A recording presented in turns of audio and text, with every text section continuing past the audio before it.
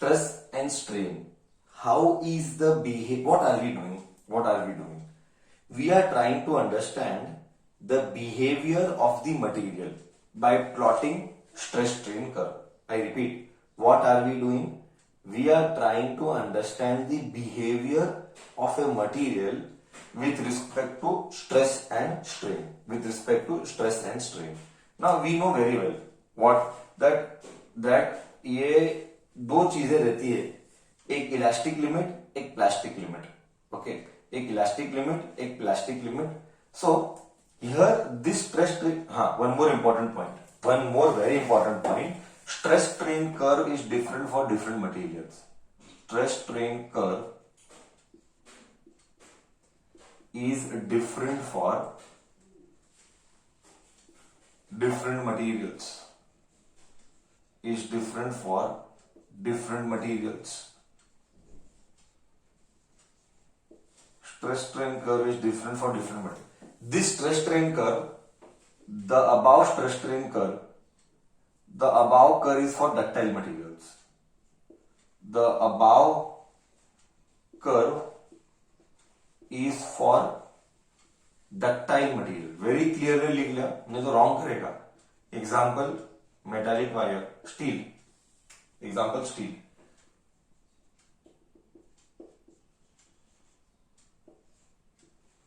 Okay, so every material or type of material has a different behavior. This above curve, see, you cannot tell why this way only. These are behavior we are plotting. I hope you understand. Sir ये curve ऐसा ही क्यों आया, ये curve ऐसा क्यों नहीं आया, ये कर्व ऐसा मिला इसीलिए ऐसा आया. You understanding? These are done through experiment. We in engineering, we have a machine called as UTM. UTM is Universal Testing Machine. We have it in our civil department of GIT. Where UTM machine पे we will plot this stress strain curve and find out the breaking stress and everything. I'll explain that. So ये graph जो है ये मैंने नहीं बनाया है, ये एक्सपेरिमेंटली डेटा से मिला है. किसका बिहेवियर का, किसका बिहेवियर का. ये हर एक सिविल इंजीनियर को और हर एक मैकेनिकल इंजीनियर को मैंडेटरी ये एक्सपेरिमेंट करना पड़ता है लैब्स में. मैंडेटरी ये मशीन लैब में करना पड़ता है. ओके, यूटीएम मशीन बोलते हैं. और एक रॉड डालते हैं, क्या बोलते हैं मैं बताता हूँ क्या करते थे. एक स्टील का रॉड डालते हैं, स्टील का रॉड डालते हैं मशीन के अंदर. यहाँ पे लोड, यहाँ पे पकड़ते हैं, यहाँ पे पकड़ते हैं और इसको खींचते हैं. तो हाथ से नहीं खींचते, मशीन खींचता है. और मशीन ऑटोमेटिकली नहीं खींचता है, तेरे पास एक नॉब रहता है. नॉब मतलब वो ऐसा ऐसा मूव कर सकता है नॉब को. जैसे जैसा तू लोड बढ़ाएगा वो खींचता रहेगा, वो खींचता रहेगा. तू लोड बढ़ाना है तो तू 10 न्यूटन, 20 न्यूटन ऐसा बढ़ाते जा, 30 न्यूटन, 40 न्यूटन. तू लोड बढ़ाते जा, वो बढ़ते जाएगा, बढ़ते जाएगा, बढ़ते जाएगा. ऐसा है. तो एक पॉइंट आएगा, है ना, ये बढ़ेगा, कब तक बढ़ेगा, क्या होगा, कैसा बिहेव करता है, वो ये. क्या होगा, कैसे होगा, क्या बिहेवियर है, वो ये. हाँ सर पर एक मन में डाउट आता है, सर पर एक मन में डाउट आता है, पर ये क्यों करना है ना. अरे भाई, तुझे मटेरियल कब टूटेगा मालूम होना चाहिए ना. मटेरियल कितना तक सहन करेगा मालूम होना चाहिए. मटेरियल कब टूटेगा मालूम होना चाहिए. क्यों? अरे तू ब्रिज बनाया और तूने डिजाइन ही गलत किया और इतना लोड आ गया, इतना लोड आ गया ब्रिज के ऊपर कि वो मटेरियल सहन नहीं कर सका, तो ब्रिज पड़ेगा. अरे फॉरगेट अबाउट द मनी, इंसान की जान चली गई, विच इज अबाउ ऑल. सो एक रॉन्ग डिजाइन बर्बादी कर देता है. एक रॉन्ग डिजाइन हजारों लोगों की या 100 लोगों की जान ले सकता है. That is why it is important to study the material का behaviour. I hope we are able to make you relate, feel the subject just to. Sir exam में स्ट्रेस स्ट्रेन को 5 मार्क के लिए आएगा, ड्रॉ करेगा. ना, मैं कितनी बार भी बोला हूं, हम इधर मेरे पास तो हम कॉन्सेप्ट को ब्यूटी समझने के लिए पढ़ना है. वो एहसास होना चाहिए कि ये कैसे अप्लाई होता है, किधर यूज होता है. हाँ, इसका कनेक्शंस बनाने आना चाहिए, तब तुझे डेप्थनेस में जाने में मजा आता है. I hope you are able to understand me, right. Right? हाँ या ना तो बोल। कैसे क्या क्या बोला मैं सब चीजें, तू समझ पा रहा है कि नहीं?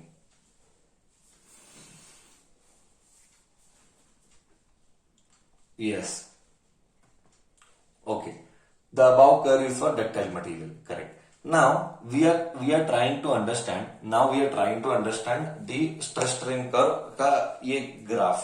So you can clearly see that within the elastic limit. See, elastic limit और proportional limit में slight फर्क है, वो सब हम बाद में देखेंगे चाहिए तो. See, from zero to from zero नहीं, from O to A, O to A, इधर ए थोड़ा सा इधर आना चाहिए था, ओ टू ए, ये है इलास्टिक बिहेवियर, ये इलास्टिक बिहेवियर है.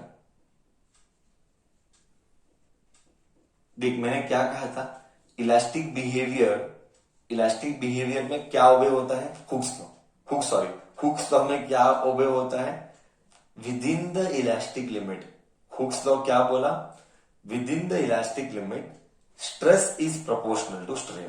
क्या तेरे को दिख रहा है? देख स्ट्रेट लाइन दिख रहा है, इसीलिए इसको इलास्टिक बिहेवियर बोला. देखना इधर, ये देख, stress is proportional to strain, मतलब स्ट्रेट लाइन आया. देख, you have to feel the subject. Okay, फिर इसके बाद है ना, इलास्टिक लिमिट में नहीं रहेगा बट प्रोपोर्शनल चलता रहेगा थोड़ा सा और. See, from A to B तक you see, from A to B proportional है बट इलास्टिक में रीजन में एंटर नहीं होगा, धीरे धीरे वो प्लास्टिक में एंटर करेगा. After point B you see, हाँ, after point B you see there is a sudden fall. Can you see there is a sudden fall like this? There is a sudden fall, मतलब this point is called yielding point.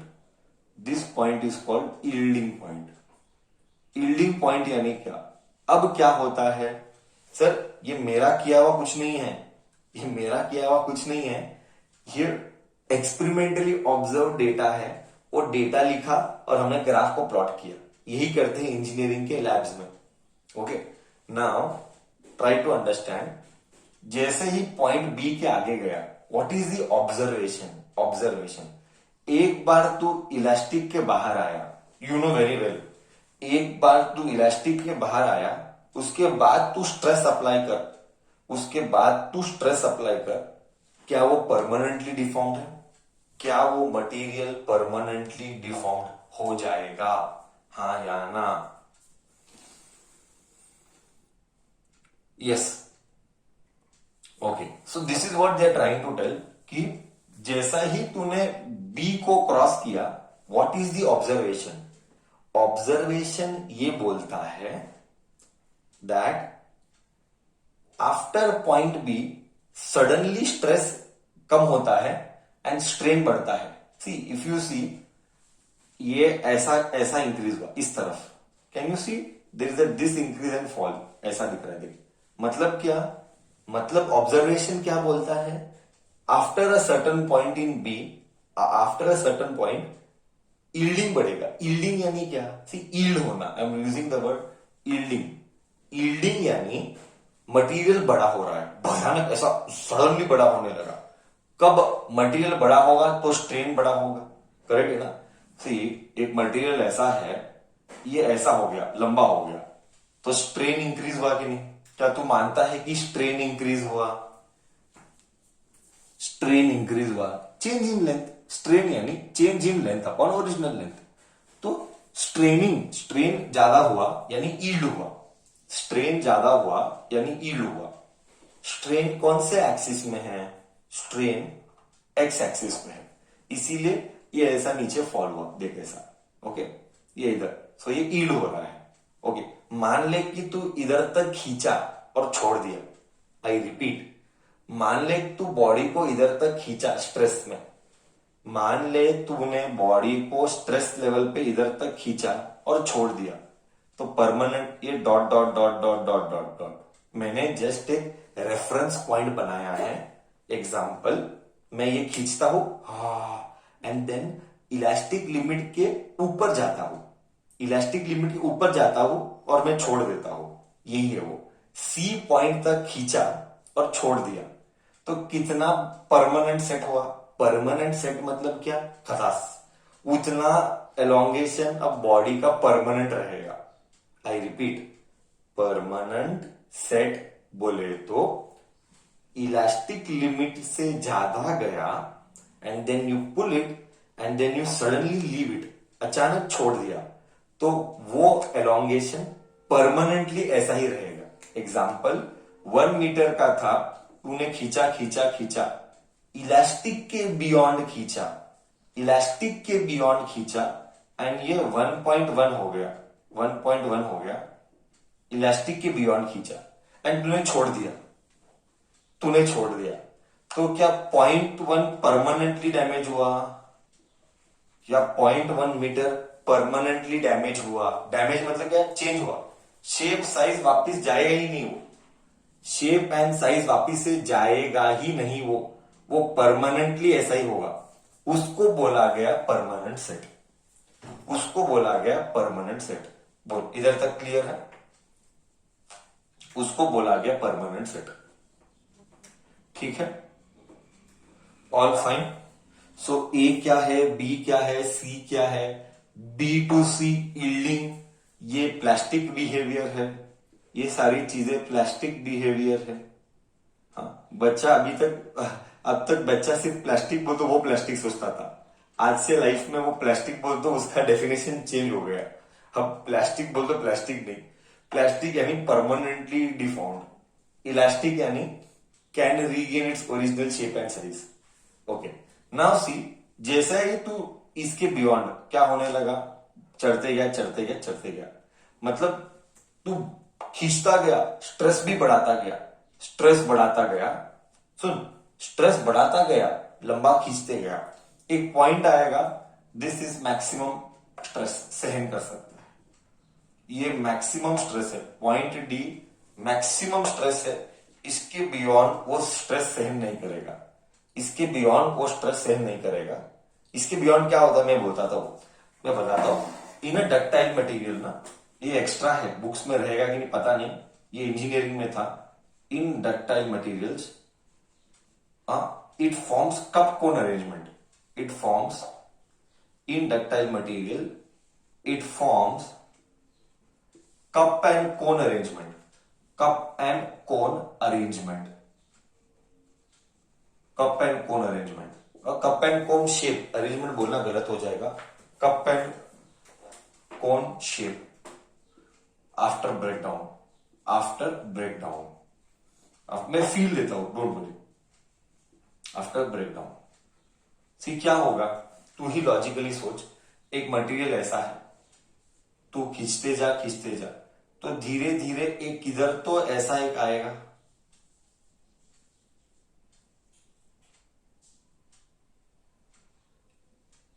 किधर तो एक point आएगा, वो देख, एक बात तो कंफर्म है, तू खींचता गया तो किधर तो एक पॉइंट आएगा जहां पे टूटेगा वो, at some point it has to break, it is not possible कि टूटेगा नहीं, गारंटी पे टूटेगा। अब कौन सा पॉइंट टूटेगा, हाँ है ना, कितने डीप में जा रहे हैं सर, इधर क्रैक आएगा कि इधर क्रैक आएगा कि इधर क्रैक, क्रैक किधर डेवलप होगा फर्स्ट, हम इस क्रैक को डेवलप होते किधर है और वो क्रैक को रोकना कैसे है, हाँ, एक अलग जगह पे, उसके ऊपर हम एक 6 महीना पढ़ते हैं इन engineering, and that is called fracture mechanics. Fracture रोकने के लिए क्या क्या करने का, एंड फ्रैक्चर कैसे होता है, किस पॉइंट पे होता है, ये 6 मंथ्स का एक सब्जेक्ट, एक बुक, फ्रैक्चर मैकेनिक्स, सिर्फ वही पढ़ने का इंजीनियरिंग में। एनीवेज, थोड़ा सा सब्जेक्ट से डिविएट हुआ, we are coming back to this. Okay, now which area will the crack bed developed, वो पता नहीं है, that depends on whichever molecular structure is weakest, that depends on whichever molecular structure is weakest, उधर सबसे पहला crack develop हुआ। मान ले कि इधर क्रैक डेवलप हुआ तो ये ऐसा होगा, पतला होगा, पतला होगा, पतला होता जाएगा, तो तू मानता है ये लंबा होगा बट ये पतला होगा, और एक जगह थट करके टूटेगा, बढ़ाते जा, बढ़ाते जा, ये मैक्सिमम सहन किया, उसके बाद सहन करने की कैपेसिटी नहीं है। ये मैक्सिमम है जितना लोड सहन कर सकता है, इसके बियॉन्ड सहन करने की कैपेसिटी नहीं है। धीरे धीरे पड़ेगा और ये ऐसा खटक करके ये टूट जाएगा।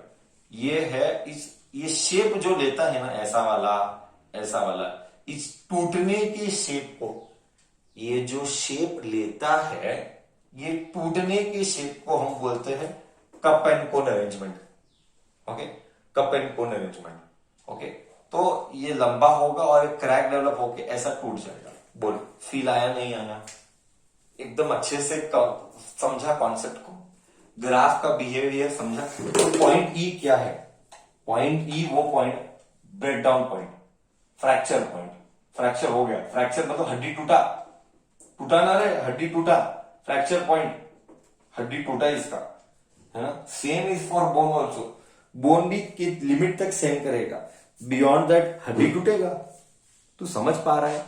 तू इमेजिन कर पा रहा है क्या हो रहा है अच्छे से, कैसे क्या क्या हो रहा है? तू इमेजिन कर पा रहा है, नहीं कर पा रहा है? कैसा एक मटेरियल बिहेव करता है, कैसा लग रहा है? ये कंप्लीट अलग है ना, मैकेनिक से ये पूरी दुनिया ही अलग है। मतलब इस दुनिया का कोई संबंध ही नहीं है वो मैकेनिक से, ये पूरा अलग ही चल रहा है।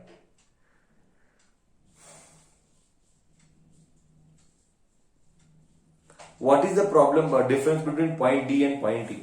पॉइंट ई पे मैक्सिमम लोड सेंड करेगा, टूटा नहीं। पॉइंट ई पे मटेरियल टूट गया, पॉइंट डी पे मटेरियल टूटा नहीं, मटेरियल उतना सहन कर सकता था।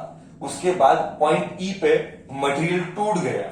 सहन करना एंड टूटना में बहुत फर्क है, सहन करना और टूटना में बहुत फर्क है। ओके, क्लियर है? Done, concept clear. नोट्स में बाकी पूरा डिटेल में डिस्कशन मिलेगा। मैंने पॉइंट्स बताए जो जो हमको कॉन्सेप्ट को समझने के लिए जरूरत है। सो ये है stress strain curve for what type of materials? For a metallic wire. Sir what is the difference between elastic and proportional behaviour? That you leave it, elastic and proportional behaviour leave it, ज्यादा सिर मत डाल। हमको engineering में पढ़ना है, हमको इसमें पढ़ना नहीं है, ठीक है? इन शॉर्ट मैंने कहा था तुझे, बट ठीक है, छोड़ दे।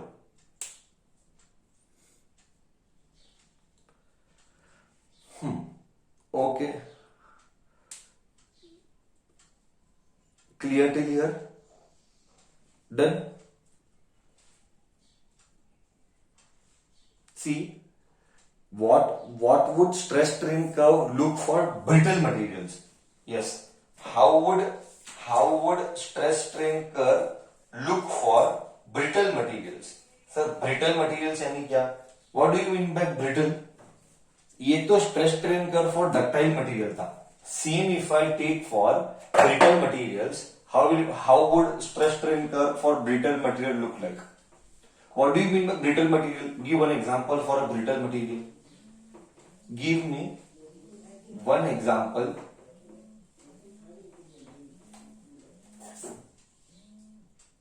Give me one example for brittle material. Give me one example for brittle material. Come on.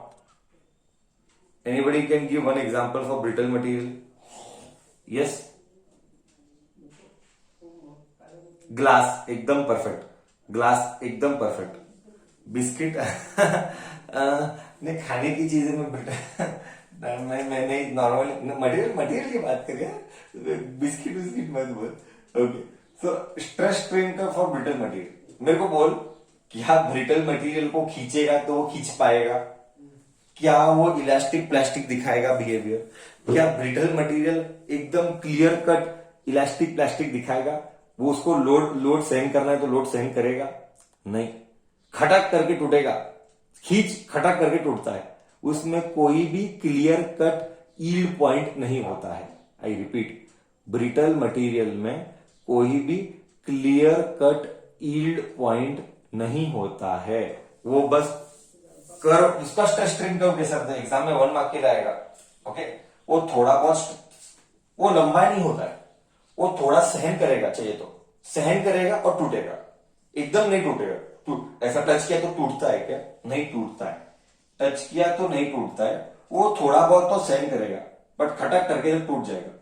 थोड़ा बहुत सहन करके खटक करके तो टूट जाएगा, correct. It can bear a little, then it will break. See till here maybe it will bear. See here just so O to A. This is elastic limit. एक बार सहन करने तक, एक लिमिट तक सहन करेगा, पॉइंट E टूट गया। ये स्ट्रेस है, ये स्ट्रेन है। पॉइंट E ब्रेकिंग पॉइंट या फ्रैक्चर पॉइंट, ब्रेकिंग पॉइंट। देख पूरा जमीन आसमान का फर्क है स्ट्रेस स्ट्रेन कर्व फॉर, जमीन आसमान का फर्क है stress strain curve for what? For brittle material. Stress strain curve for brittle material. Breakdown point थोड़ा बहुत सहन करेगा, खटक करके टूट जाएगा, समझा? वो लंबा नहीं होता है। डक्टाइल मटेरियल लंबा होते हैं ना, तू समझा कि नहीं? डक्टाइल मटेरियल लंबा होते हैं, ये लोग मटेरियल लंबा नहीं होते, सहन करेंगे, खटक थोड़ा सा में खटक हो जाएगा। क्लियर है? Stress strain curve for brittle material clear है?